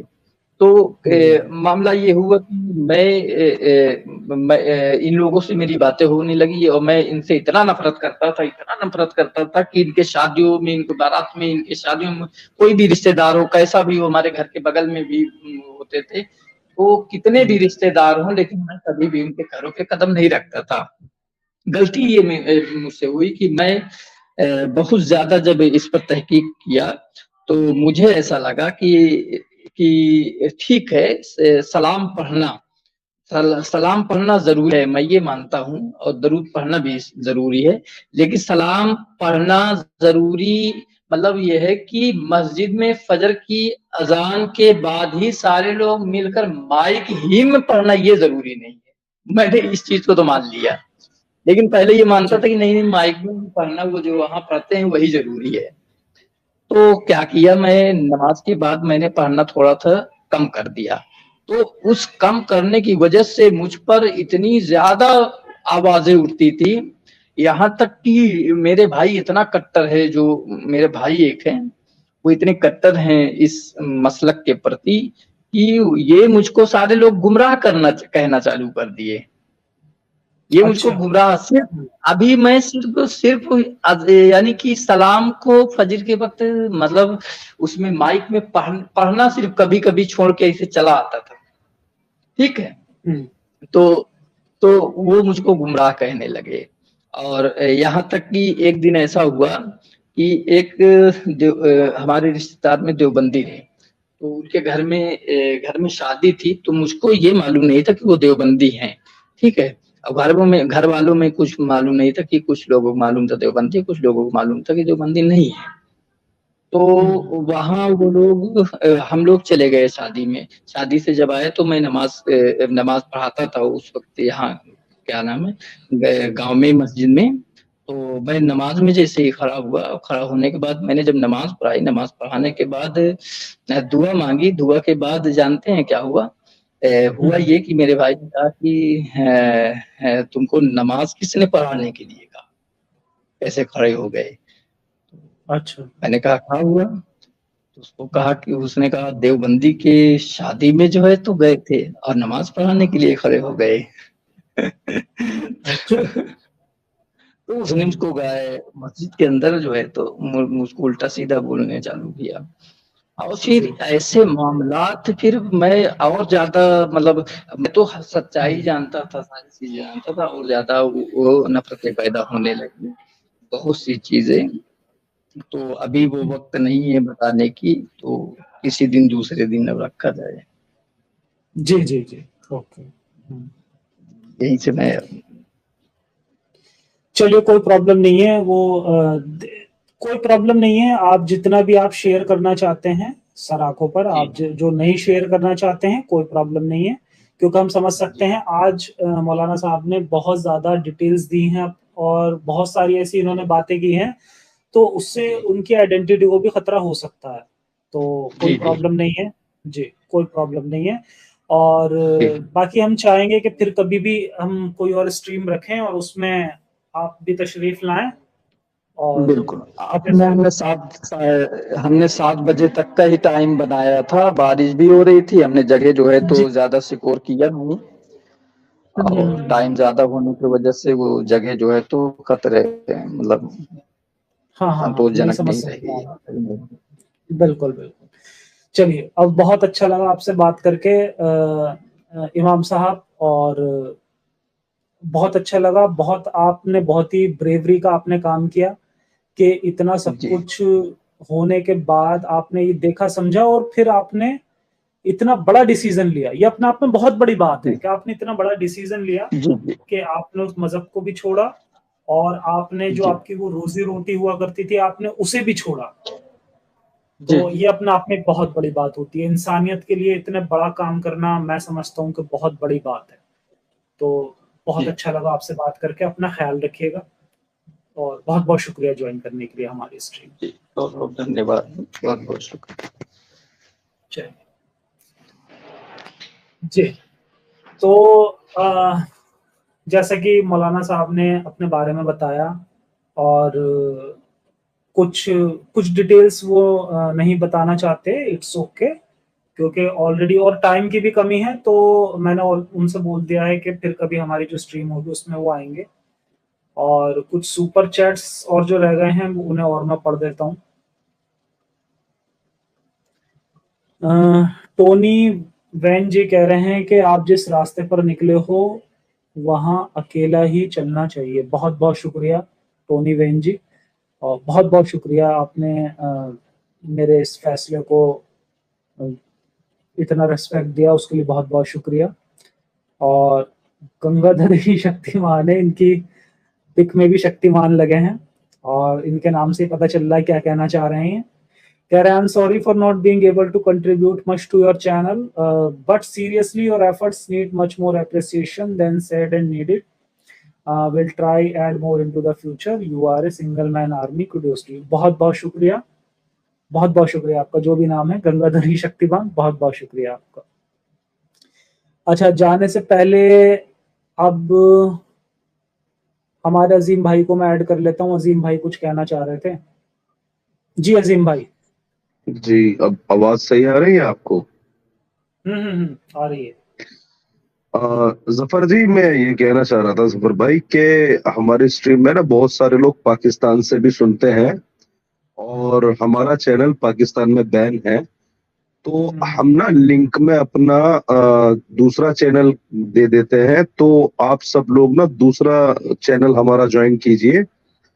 और बहुत सारे लोगों की ये शिकायत रहती है कि हमसे डिबेट करो या हमारे सवालों का जवाब दो। तो मैं उन लोगों को ये बताना चाहूंगा कि भाई हमारा ईमेल है, आप अपने सवाल तमीज के दायरे में, गाली ना बके, तमीज के दायरे में आप हमें भेजें ईमेल के जरिए, और जरूर आपकी जो है जवाब दिया जाएगा आपके सवालों का। अगर आपको इंशाअल्लाह, इस्लाम पर, इंशाअल्लाह। हाँ, अगर आपको इस्लाम पर किसी तरीके की कोई डाउट है और आप हमारी वीडियोस को या हमारी इंफॉर्मेशन को गलत बताते हैं और चैलेंज करते हैं डिबेट करने का, तो हम डिबेट नहीं करते। तो हमको आप ईमेल कीजिए, ईमेल में आपको जवाब दिया जाएगा। और अगर हमें मुनासिब लगता है कि आपको हम लाइव ला करके आपसे बात करें, तो आपसे बात भी की जाएगी। और दूसरा जो हमारा बैकअप चैनल है उसको आप ज्वाइन कीजिए ज्यादा से ज्यादा, और अब उस पर भी कंटिन्यू हम वीडियोस डालने की कोशिश करेंगे। तो जिन कंट्रीज में हमारे बंद है, मतलब हमारे चैनलों को बंद किया गया है, तो हमारे दूसरे चैनल के जरिए से वहां पर हम अपनी इंफॉर्मेशन पहुंचाते रहेंगे। तो आप सभी लोगों से बस मेरी यही इल्तिजा है कि हमारे दूसरे बैकअप चैनल को भी आप सब्सक्राइब करें और हमारी हुँ, इंफॉर्मेशन को और लोगों तक पहुंचाएं। बिल्कुल, ठीक जो है। मेरा बैकअप चैनल है उसका लिंक ऑलरेडी जो मेरा चैनल का अबाउट पेज है उसमें रहता है। स्टिल इस वीडियो के भी मैं कमेंट सेक्शन उसमें सॉरी पिन कमेंट में मैं उसे डाल दूँगा। तो आप सभी से गुज़ारिश है कि प्लीज़ उसे जॉइन करें और अब बहुत जल्दी हमने ये प्लान किया है कि हम उस पर वीडियोज़ डालना स्टार्ट करेंगे। ठीक है? तो क्योंकि ये प्रॉब्लम हमने देखी है कि चैनल ब्लॉक हो जाते हैं, ठीक है? और ऑलरेडी पाकिस्तान में तो बहुत टाइम से हमारा चैनल पहले से ही मेरे ख्याल से शायद डेढ़ 2 साल से पहले से ही ब्लॉक है। तो जो वीडियोज़ लोग नहीं देख पाते हैं, वो भी वहाँ पर देख पाएँगे। और दूसरी बात जो मैंने सबसे बड़ी पहले भी मैं कई बार बता चुका हूँ, कि जो चैनल ब्लॉक होने की प्रॉब्लम है अभी पीछे भी जैसे साहिल का भी चैनल ब्लॉक हुआ इंडिया में। तो उसकी उस सिचुएशन में भी अगर ऐसा कुछ होता है, तो हमारे पास बैकअप प्लान रहना चाहिए। और अभी पीछे भी यार मैंने कई बार लोगों को बोला कि मेरा टेलीग्राम ग्रुप है उसे भी जॉइन करें। और मैं जब से बता रहा हूँ तब से मल्टीपल मेरी वीडियोज़ हैं जिन पे व्यूज़ भी बहुत अच्छे गए हैं। 1 लाख, 1.5 लाख, 2 लाख व्यूज़ भी जा चुके हैं जिस पे मैंने प्रॉब्लम बताई थी और मैंने टेलीग्राम का अपना लिंक भी दिया था उस पे। स्टिल अभी मेरे ख्याल से शायद 1100-1200 लोग हैं अभी उस पे टेलीग्राम ग्रुप पे, इससे ज्यादा नहीं, 1100 भी नहीं है, 1092 लोग टोटल हैं उस पे कुछ। जी। तो प्लीज अच्छा उसे जफर भी भाई, ज्वाइन करें। एक हाँ एक बात और थोड़ा मजाकिया है। वो हमने अभी एक वो हदीस देख रहे थे जिसमें मौलाना साहब ने भी जिक्र किया है कि इस्लाम पूरी तरीके से दुनिया पे गालिब होने के लिए आया है। जरा उस पर कुछ आप बताओगे किस तरीके से इस्लाम आएगा, और जरूर आएगा एक दिन। अच्छा।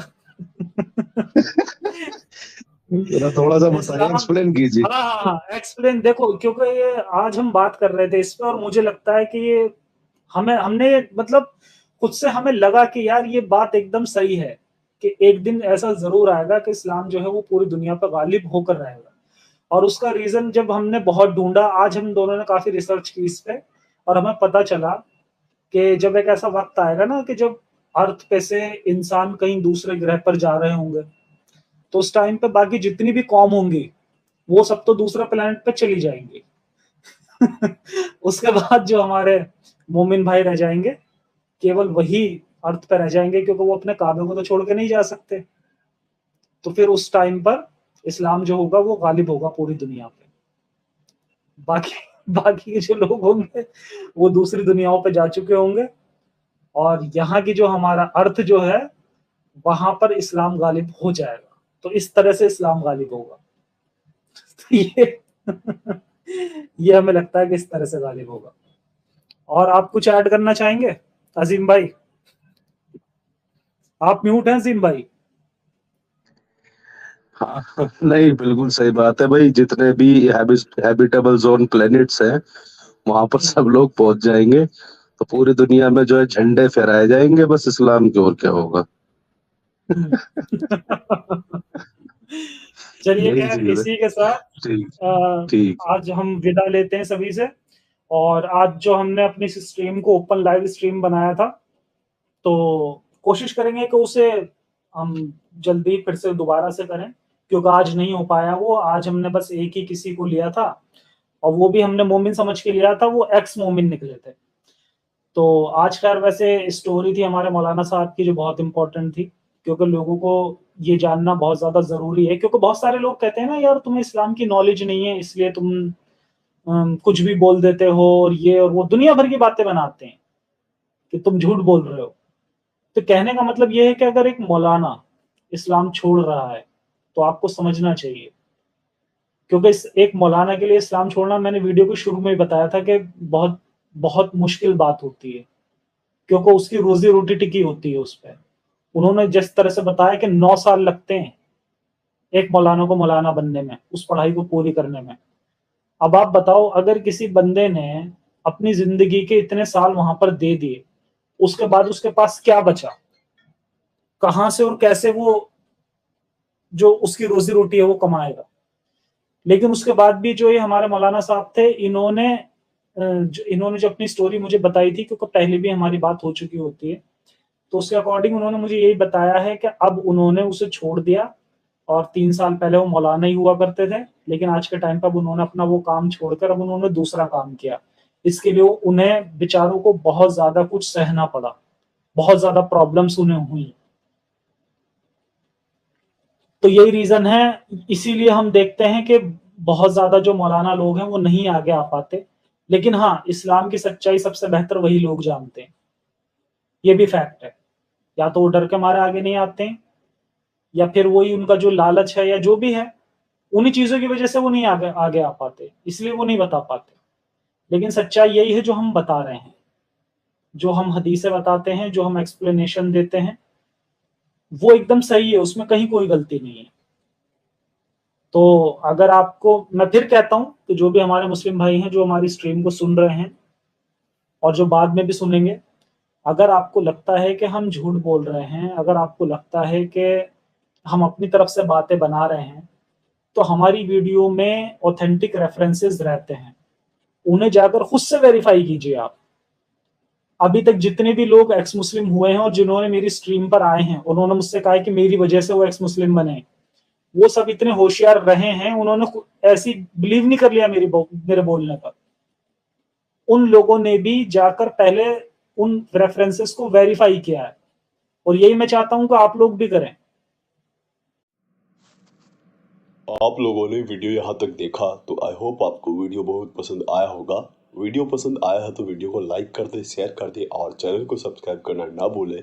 बात करें वीडियो की तो हमेशा की तरह ही बड़ा मज़ेदार और इंटरेस्टिंग वीडियो था। आप लोगों को वीडियो कैसा लगा अपनी राय कमेंट बॉक्स में ज़रूर दें। आज के लिए इतना ही, मैं मिलता हूँ आप लोगों से अगले वीडियो में। थैंक यू सो मच, अपना ख्याल रखें।